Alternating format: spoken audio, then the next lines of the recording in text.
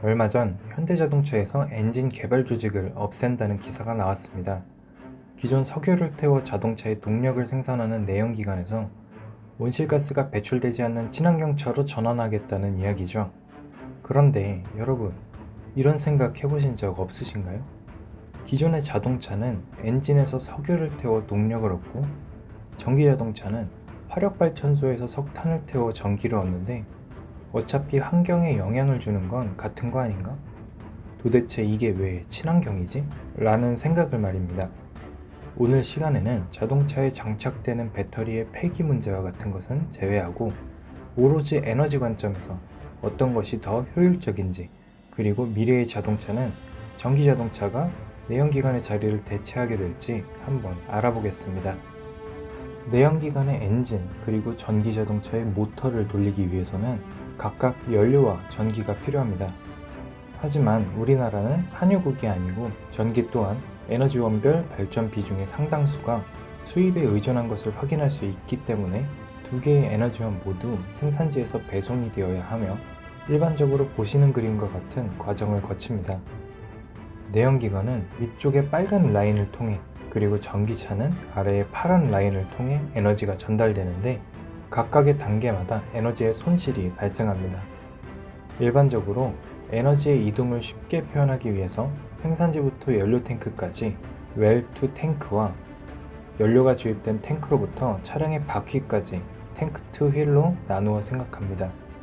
이 두 가지 경로를 합하면 웰 투 휠이라는 것이 만들어지게 되고, 최종적으로 자동차의 동력원으로서 사용된 효율을 나타내는 수치로 사용이 됩니다.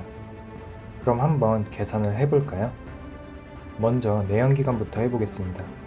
유전에서 나온 석유가 우리나라까지 수입되고 정제 과정까지의 효율은 0.82, 정제된 후 차량까지 0.98. 전기차의 경우 화력발전소에서 전기가 만들어지는 과정의 효율이 0.42, 전기가 차량 배터리까지 충전되기까지 0.92.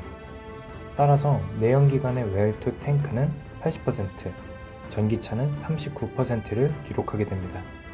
지금까지 보면 내연기관의 에너지 효율이 상당히 높은 것처럼 보이죠? 하지만 전기차는 이미 연료가 전기로 변환된 후의 효율이고, 내연기관은 아직 엔진을 통과하지 않은 효율입니다. 그렇다면 내연기관의 엔진을 통과한 탱크 투 휠은 얼마일까요? 놀라지 마세요. 18%입니다.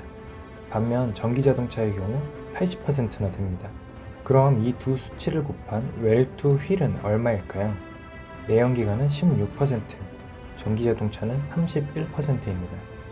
효율이 거의 2배 가까이 차이가 나게 됩니다. 친환경차로 불리는 전기자동차의 효율이 겨우 30%밖에 되지 않는다는 것도 놀라운데, 내연기관의 효율은 16%밖에 되지 않는다는 것이 믿기시나요? 그럼 나머지 에너지는 어디로 갔을까요? 대기 중 열로 방출되거나 사용되지 못하고 버려지게 됩니다.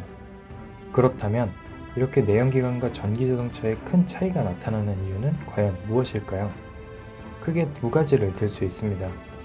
연료에서 에너지로 만들어지는 과정, 그리고 에너지가 전달되며 손실되는 과정입니다.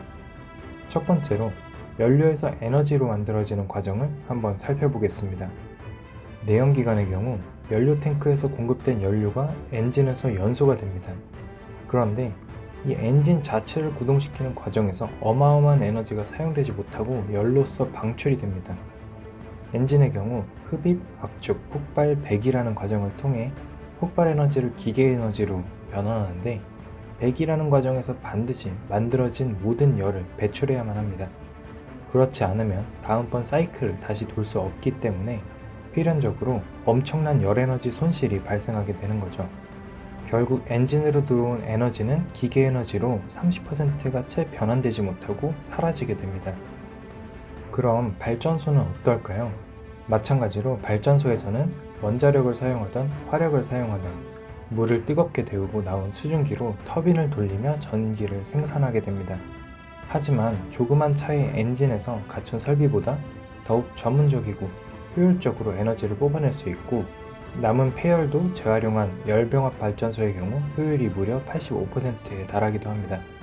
엔진과 비교하면 굉장히 높은 비율로 전환이 되고 있어 효율이 우수하다고 볼 수 있죠.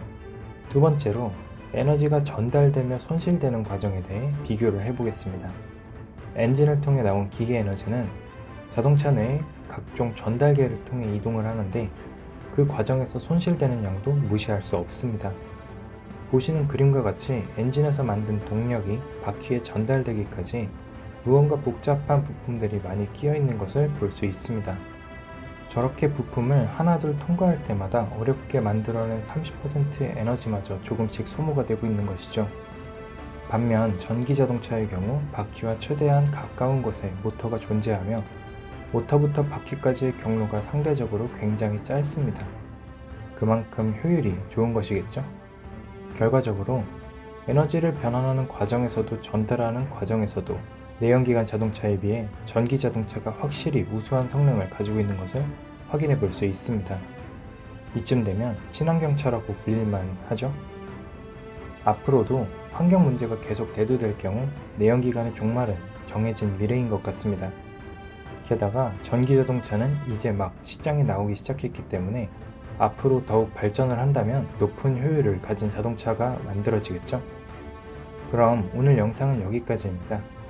다음번엔 더욱 흥미로운 영상으로 다시 찾아뵙겠습니다. 감사합니다.